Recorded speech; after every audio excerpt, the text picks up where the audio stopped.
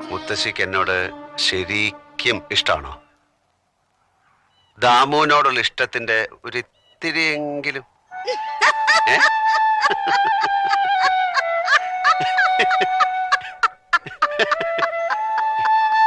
എന്താ ചിരിക്കണേ? ഈ തടി ഒമ്പത്തരയൊക്കെ ഉള്ളു, വെറും കൊച്ചു കുട്ടികളുടെ പോലെയാ. സൂര്യചന്ദ്രന്മാരെ ഇഷ്ടമല്ലാത്തവരാരെങ്കിലും ഉണ്ടോ? പറ. ഇല്ല.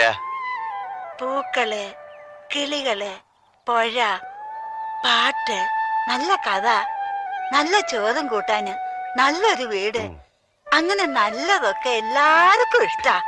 ഞാൻ നല്ലതാണെന്നാണ് മുത്തശ്ശി പറയണേ.